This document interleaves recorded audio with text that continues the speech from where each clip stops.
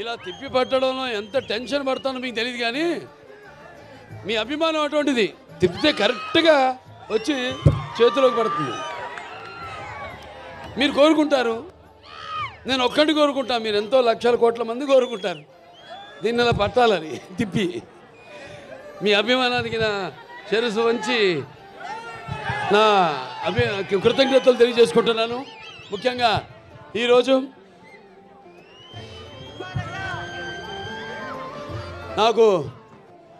నన్ను ఈ పద్మభూషణ్ వరించిన సందర్భంగా ఇక్కడ హిందూపురంలో ఈ పౌర సన్మానం చేస్తున్నందుకు, అంటే ఒక రకంగా నాకు రెండో పుట్టినిల్లు హిందూపురం, మా నందమూరి వంశానికి. హిందూపురం అంటే నందమూరి పురం. ఇక్కడ జరుపుకోవడం అన్నది ఒకటి. ముఖ్యంగా ఇక్కడ కార్యకర్తలు ప్రతి ఒక్కరు, అంటే 10 లక్షల వాళ్ళు వెచ్చించిన వాళ్ళు ఉన్నారు ఈ యొక్క కార్యక్రమం కోసం. అలాగే 5 లక్షలు ఇచ్చిన వాళ్ళు ఉన్నారు, 1 లక్ష రూపాయలు ఇచ్చిన వాళ్ళు ఉన్నారు, అలాగే 50,000 ఇచ్చిన వాళ్ళు ఉన్నారు, 10,000 ఇచ్చిన వాళ్ళు ఉన్నారు, 1000 రూపాయలు ఇచ్చిన వాళ్ళు ఉన్నారు, అలాగే ఒక 50 రూపాయలు కూడా ఇచ్చిన వాళ్ళు ఉన్నారు. అందరికీ ఈ కార్యక్రమాన్ని ఇంత ఘన విజయం చేయడానికి వ్యయ ప్రయాసాలు కోర్చి ఈ కార్యక్రమాన్ని ఇంత అద్భుతంగా, మా సినిమా కార్యక్రమం కంటే కూడా ఎంతో అద్భుతంగా నిజంగా చెప్పాలి. ఎందుకంటే ఇది మీరు జరుపుకుంటున్న పండుగ. అది నేను ఒక సంధానకర్తని భగవంతుడికి. మీకు నాకు పద్మభూషణ్ రావడం అన్నది అది మరి మీరందరూ కూడా దాన్ని మీ సొంతంగా భావించి, ఎలాగైతే నందమూరి నాన్నగారు తర్వాత అన్నయ్య హరీష్ గారి తర్వాత నన్ను ఇక్కడ మీ వాడిగా, మీలో ఒకటిగా, మీ గుండెల్లో నాకు మీకంటే కూడా చెప్తాను, నా సంగతికి వస్తాను, నా గుండెల్లో సుస్థిరమైన శాశ్వతమైన స్థానాన్ని మీరందరూ ఏర్పరచుకున్నందుకు మీ అందరికీ, నా హిందూపురం కుటుంబ సభ్యులందరికీ, హిందూపురం పుర ప్రముఖులకి, అలాగే హిందూపురం ప్రజానికానికి, అలాగే నా అభిమానులకి, కళాభిమానులకి, కళా పోషకులకి, అలాగే పాత్రికేయులకు, ప్రతి ఒక్కరు కూడా నా హృదయపూర్వక ధన్యవాదాలు తెలియజేసుకుంటున్నాను. అది నా పూర్వజన్మ సుకృతంగా భావిస్తున్నాను. భూషలు కావు భూరి మేయంగత తారహారముల్ భూషిత కేశ మృదు పుష్ప సుగంధ భూషలు కావు భూరి మయాంగత తారముల్ భూషిత కేశ మృదు పుష్ప సుగంధ జలాభిషేకములు భూషలు కావు భూషములిచ్చు పవిత్ర వాగ్భూషణమే భూషణము భూషణములు నశించు నన్నీయున్ అన్నారు. అంటే ఒక పద్మభూషణ్ ఇక్కడ ఎంతమంది నా శాసన సభ సభ్యులైతేనేమి, శాసన మండలి సభ్యులైతేనేమి, అలాగే లోక్సభ సభ్యులైతేనేమి, రాజ్యసభ సభ్యులైతేనేమి, అందరున్నారు నా సహచర. అంటే వాళ్ళందరూ పలికిన ప్రతి మాట, అంటే మీ అందరూ మాట్లాడినట్టే మేమంతా మీ ప్రతినిధులం, మీ సేవకులం. రామరాజ్యంలో డైలాగ్ ఉంది, ముందు ప్రజల్ని సేవించడం అని, ఆ తర్వాతే రాజు అని. సో మీ అందరికీ ఒక్కొక్కరికి మీరు మాట్లాడిన భూషలు కావన్నాను, నా భూషణములు ఏవైతే ఉన్నాయో అవి ప్రతి ఒక్కరు ఇక్కడ విచ్చేసిన ప్రతి ఒక్కరు కూడా ఈ స్టేజ్ మీదకి వచ్చి మాట్లాడినట్టుగా నేను భావించుకుంటూ, మరి ముందుగా నాకు ధన్యమైన జన్మనిచ్చి నన్ను మీ అందరి గుండెల్లో ఆ మహానుభావుడికి స్వరూపంగా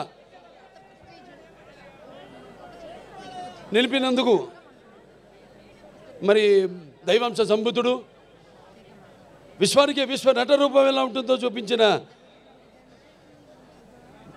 కారణ జన్ముడు, నా తండ్రి గురువు దైవమైన విశ్వవిఖ్యాత నట సార్వభౌమ పద్మశ్రీ డాక్టర్ నందమూరి తారక రామారావు గారికి ఈ సభాముఖంగా ఆయన్ని స్మరించుకుంటూ వాగర్తావు సంపర్తో వాగర్త పతిపతే జగతో పితరం ఉందే భారతీ పరమేశ్వరరావు అంటారు. అంటే శివ పార్వతులతో పోలుస్తారు.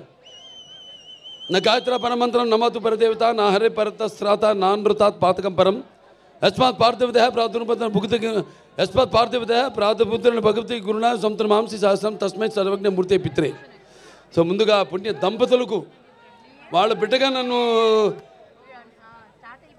పుట్టించినందుకు ఆ భగవంతుడికి నాకు కృతజ్ఞతలు తెలియజేసుకుంటూ మరి వాళ్ళ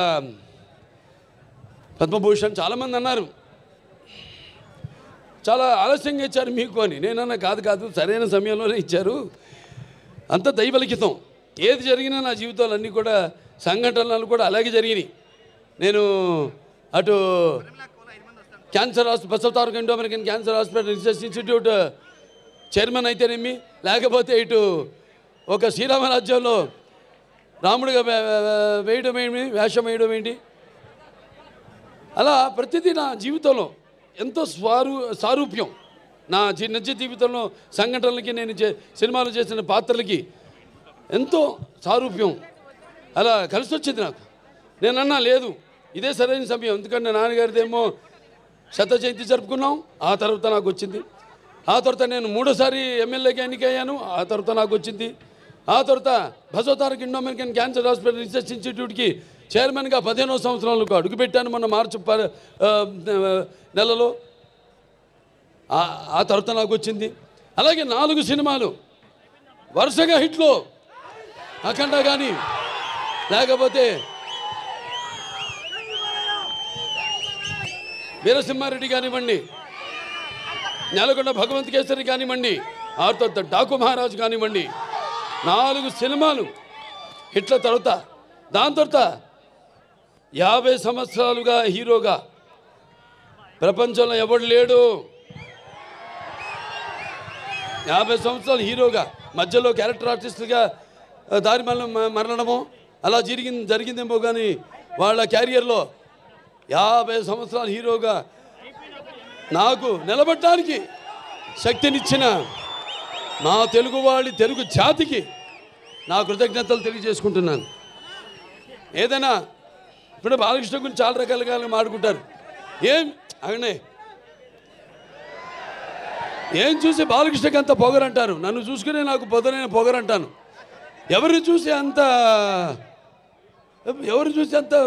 ధైర్యం అని అంటుంటారు నన్ను చూసి.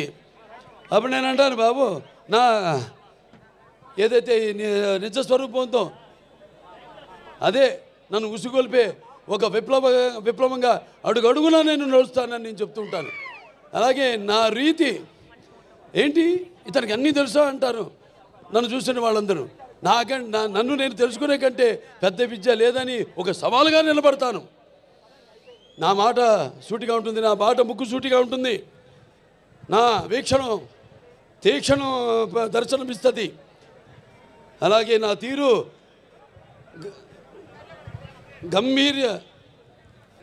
ఒక గాంభీర్య రూపంగా వెలుగుతూ ఉంటుంది.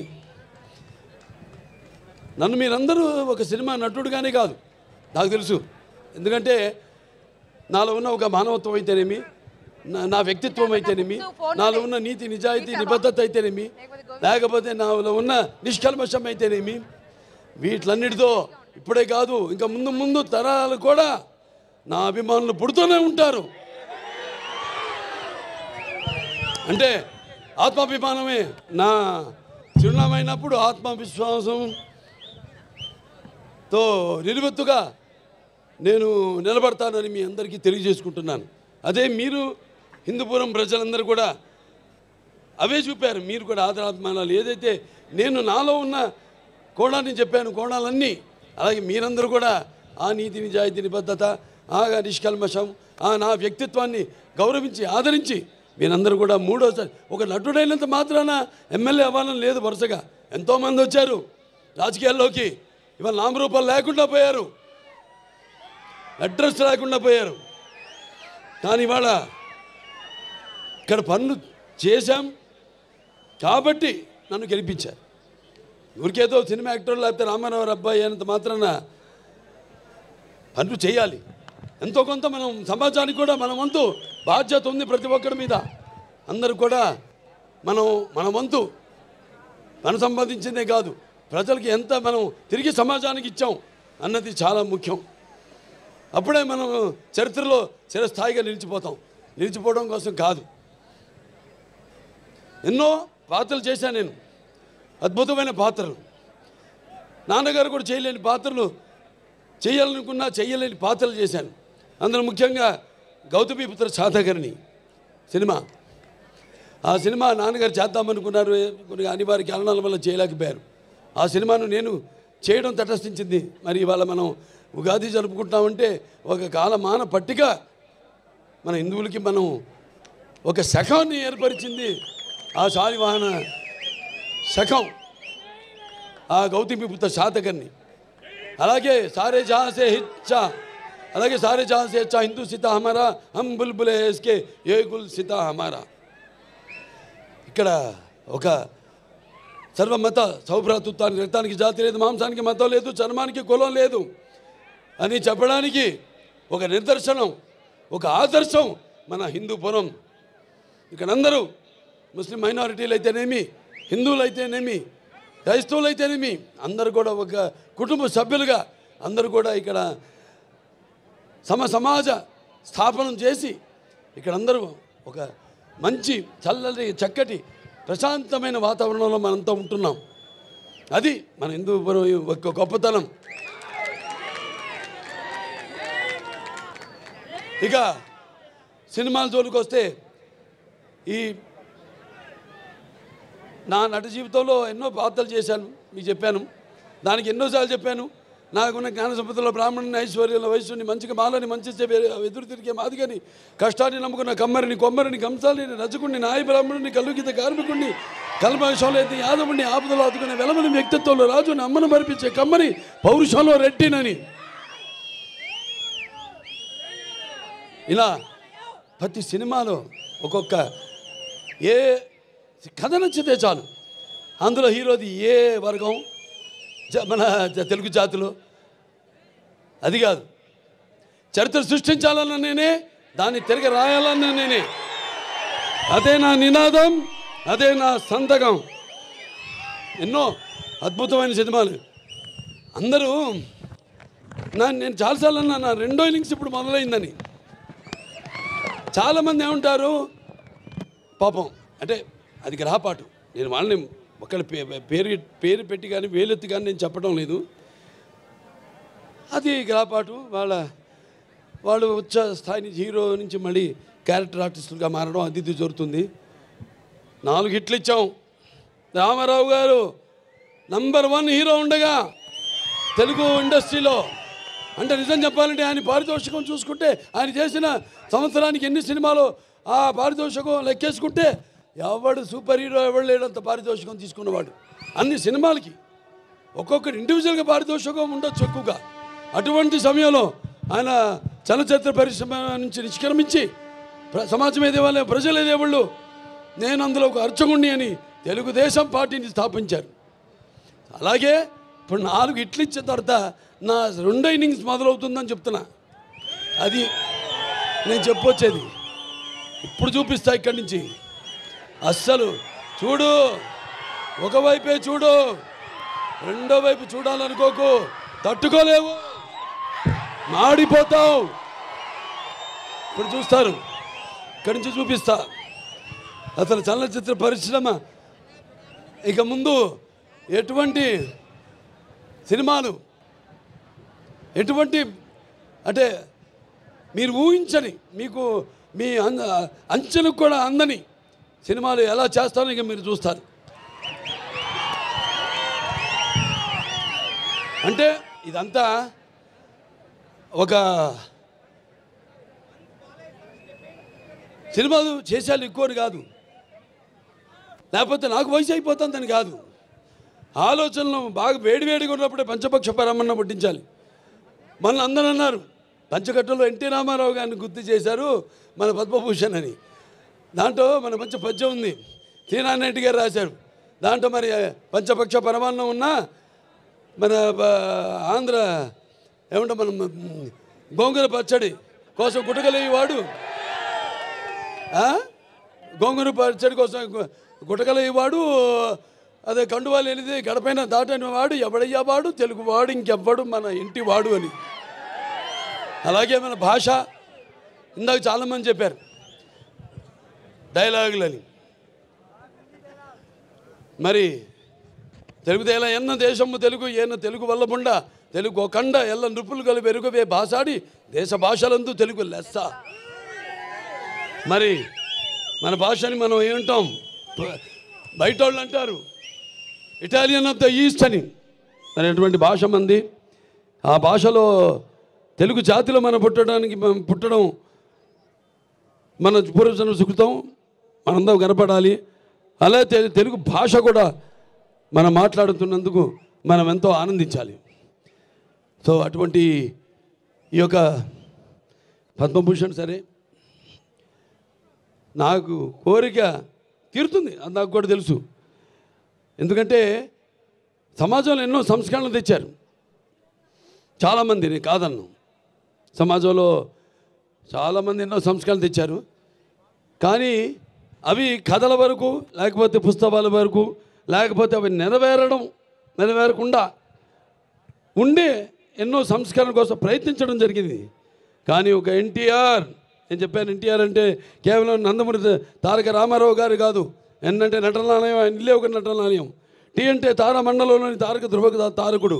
ఆర్ అంటే రారాజు రాజర్షి రాజకీయ దురంధరుడు, రమణీయ కమనీయ సౌమ్య గుణధాముడు ఎన్టీఆర్ అని. మరి ఆయన నిరుపేదలకు, అట్టడుగున దారిద్ర రేఖ దిగువ ఉన్న వారందరికీ కనీస అవసరాలైన కూడు గూడు గుడ్డ ఇచ్చిన ఒక మహానుభావుడు నందమూరి తారక రామారావు గారు. సరే, ఆయన బిడ్డగా, ఆయన ఒక ఆర్టిస్ట్గా, ఆయన వారసుడిగా దాన్ని పరంపరను ముందుకు తీసుకెళ్ళడం, అలాగే ప్రజాసేవలోకి ఎమ్మెల్యేగా అయితేనేమి, లేకపోతే బసవంతారక ఇండో అమెరికన్ క్యాన్సర్ హాస్పిటల్ అయితేనేమి, లేకపోతే నా ఎన్బికే ట్రస్ట్ ద్వారా అయితేనేమి, నేను ఒక్కడనే కాదు, భావస్తురాణి జన్మాంతర సహృదాణి అన్నాడు మహాకవి కాళిదాసు. అంటే పూర్వజన్మలో మనకున్న పరిచయంతో ఈ జన్మలో ఒకరిద్దరిని మనం పొందగలుగుతాం ఆ వాసనతో. కానీ ఎన్ని వేల లక్షల కోట్ల మంది అభిమానులు పొందడం అంటే అది మరి ఏ రుణానుబంధమో, ఏ జన్మల అనుబంధమో, ఏ విడదీయలేని అనుబంధమో కదా అని నాకు అనిపిస్తూ ఉంటుంది. మరి వాళ్ళ నా అభిమానులు కూడా ఎంతోమంది సోషల్ మీడియా ద్వారా నేను చేస్తున్న కార్యక్రమాలు అయితేనేమి, మంచికి సోషల్ మీడియాని మంచిగా దాన్ని వాడుకుంటూ ఆ మాధ్యమాన్ని ప్రజల్లో ఒక చైతన్యం తీసుకొస్తున్నారు. అలాగే ఎంతోమంది మన అనంతపూర్ జగన్ గారు ఉన్నారు, లేకపోతే గ్రంథాల చైర్మన్గా మా గౌస్మతి నాయన వీళ్ళ పుట్టినరోజు కూడా అనుకుంటా. ఇక్కడ గౌస్ భాయ్ తుమ్మే జన్మదిన ముబారకో, అల్లా తుమ్మే లంబీ ఉమర్ దే. అలాగే ఇంకా చాలామంది ఉన్నారు, మోతీలాల్ గారు ఉన్నారు, కర్నూలు ఫ్యాన్స్, క్యాన్సర్ పేషెంట్స్, ఈ బ్లడ్ క్యాన్సర్, థాలసీమియా చిన్నపిల్లలకి వాళ్ళందరూ కూడా సేవలు అందిస్తున్నారు. సో అది వాళ్ళందరూ నాకు అభిమానులను చెప్పుకోవడానికి నాకెంతో గర్వంగా ఉంది, నా వారసులను చెప్పుకోవడానికి నాకు గర్వంగా ఉంది. అంటే నేను చెప్పాను నాకు తరతరాలుగా నా అభిమానులు పుడుతూనే ఉంటారు అని. ఈ కార్యక్రమాలు మేమందరం కూడా ఇలాగే కొనసాగిస్తాము, అలాగే ఈ యొక్క పరంపరను అలాగే కొనసాగిస్తాం. ఈ సేవా కార్యక్రమాలన్నింటినీ కూడా నాదొకటే, అది కూడా నేను చెప్పాను ఇందాక జరిగి తీరుతుందని. రామారావు గురించి మాట్లాడినప్పుడు ఆయనకి భారతరత్న, అది ప్రతి తెలుగువాడి కోరిక. ఆయనకి భారతరత్న ఇచ్చి వారికి ముందుగా నా కృతజ్ఞతలు తెలియజేసుకుంటూ నాకు పద్మభూషణ్ ఇచ్చినందుకు, నా కార్యక్రమాలు కానీ ఆర్టిస్ట్గా ఇచ్చారు పద్మభూషణ్. సరే, సంతోషం. కానీ రామారావు గారికి భారతరత్న ఇచ్చినప్పుడే వాళ్ళని గౌరవించుకున్నట్టని కేంద్ర ప్రభుత్వానికి తెలియజేసుకుంటూ, ముందు అతి త్వరిగతిలోనే రామారావు గారికి భారతరత్న ఇచ్చి తీరాలన్నది ప్రతి తెలుగువాడి కోరిక. మరి ఎన్నో సినిమాలు చేయడానికి మరి నన్ను సాహసించి నా మీద నమ్మకంతో అటు నా నిర్మాతలైతేనేమి, లేకపోతే నా దర్శకులైతేనేమి, అలాగే సినిమాకి పనిచేసిన ప్రతి సాంకేతిక నిపుణులైతేనేమి, లేకపోతే పంపిణీదారులైతేనేమి, అందరూ కూడా కష్టపడటం వల్లే, అంటే కృషితో నాస్తి దుర్భిక్షం, సమిష్టి కృషి, వీళ్ళందరూ కృషితోనే ఈరోజు ఎన్ని విజయాలు నేను సాధించగలిగాను. అంటే నా అభిమానులు ఉన్నారు, నా విజయాలకు వాళ్ళు ఎప్పుడు కృంగిపోలేదు. నా విజయాలకు సరే, ఇక నా విజయాలు మామూలు విజయాలు కావు, దబిడి దిబిడే. ఇవాళకి ఒక నరసింహనాయుడు ఉంది, సమరసింహారెడ్డి ఉందంటే ఇప్పుడు కూడా భారతదేశపు చలనచిత్ర పరిశ్రమలో ఏ చిత్రాలు కూడా ఆ రికార్డులను ఇప్పటిదాకా దగ్గరికి కూడా రాలేదు. అది మన చరిత్ర. మనం ఏంటంటే ఎప్పుడు కొత్తదనం ఆస్వాదిస్తాం. కొత్తదనాన్ని అది నాన్నగారి నుంచి కూడా అది జరుగుతూనే ఉంది. ఆయన ముందు ధైర్యం చేసేవారు. ఎందుకంటే మనం ప్రతిరోజు వాడే నిత్యావసర వస్తువులం, ఆర్టిస్ట్ అన్న వాళ్ళం. మరి మేము ఒక కొత్త మార్కెట్ చూస్తున్నాం, ఎంత కాంపిటీషన్ ఉందో. కాంపిటీషన్ అంటే మా ఆలోచనల కాంపిటీషన్ కాదు. వేరే వాళ్ళకైతే వాళ్ళ భక్తికి లేకపోతే వాళ్ళ ఉనికికి ఒక కాంపిటీషన్. మాకు మీరుండగా నా కాంపిటీషన్ ఏంటి? నేను ఎప్పుడు అందిస్తూనే ఉంటాను, నాన్నగారి నుంచి కూడా వాటి మీరు ఆదరిస్తూనే ఉంటారు. ఇవాళ మన తెలుగు చలనచిత్ర పరిశ్రమ కూడా ఇవాళ పాన్ ఇండియా లెవెల్లో ఇవాళ మనకి మంచి గుర్తింపు తీసుకొచ్చారు చాలామంది. వాళ్ళందరూ కూడా ఒక కళాకారుడిగా, ఎందుకంటే ఇది కళలకి నాకు ఇచ్చిన అవార్డు కాబట్టి పద్మభూషణ్, వాళ్ళందరూ కూడా వాళ్ళు అందించిన సేవలకు కూడా నా కృతజ్ఞతలు తెలియజేసుకుంటూ మరొకసారి ఎన్నో కార్యక్రమాలు ఉన్నాయి ఇంకా అభివృద్ధి చేయాల్సినవి. వచ్చిన సంవత్సరం లోపే 50 కోట్లు పెట్టి ప్రతి ఊళ్ళో కూడా టార్ రోడ్డు, అలా సీసీ రోడ్లు, డ్రైనేజీలు వేయడం, నిర్మించడం జరిగింది. ఈ ఎంజిఎం గ్రౌండ్ కూడా 2,20,00,000 రూపాయలు ఇండోర్ స్టేడియంకి శాంక్షన్ చేయడం జరిగింది. అతి త్వరలోనే దాన్ని కూడా పూర్తి చేస్తాం. ఇంకా ఎన్నో ఇక్కడ మన హిందూపూర్ టౌన్లో కూడా ఒక 92,50,00,000 రూపాయలు సీసీ రోడ్లు, వీటన్నిటిని కూడా ఇక చాలా ఉన్నాయి. ఇది అవన్నీ మాట్లాడుకోవాల్సిన విషయాలు కాదు. అయినా ఇంకా చాలా ఉంది చేయడానికి ఇక్కడ అని చెప్పడానికి యువతరానికి ప్రతినిధులు, నవతరానికి నాయకులు, భావితరానికి భారతదేశపు మహాశక్తి మీ అందరూ కూడా పరిశ్రమలు తెచ్చి, నేను ఎందుకు అంటానంటే ఈ మాట, మీకు ఉపాధి కల్పించాలి. మీకు ఉపాధి కల్పించాలంటే పరిశ్రమలు రావాలి. కాబట్టి వీటన్నిటి మీద దృష్టి కేంద్రీకరించి అతి త్వరలో హిందూపురాన్ని మన రాష్ట్రంలోనే నంబర్ 1 నియోజకవర్గంగా తీర్చిదిద్దుతామని ఈ సభాముఖంగా తెలియజేసుకుంటూ, మరొకసారి నా సినిమాలన్నింటిని ఆదరించి మరి నన్ను ఇంత గుర్తింపు నాకు తీసుకొచ్చి ఈ స్థాయికి నన్ను పెంచిన నా ప్రజలకైతే హిందూపురమే కాదు, తెలుగు జాతి ప్రజలకు, ఇటు ఆంధ్ర అటు తెలంగాణ ఎక్కడున్నా మన తెలుగు వాళ్ళందరికీ ఈ సభాముఖంగా నా కృతజ్ఞత తెలియజేసుకుంటూ ఈ పద్మభూషణ్ని నా శివపార్వతి స్వరూపులైన మా తల్లిదండ్రులకు అంకితం ఇస్తూ నేను సెలవు తీసుకుంటున్నాను.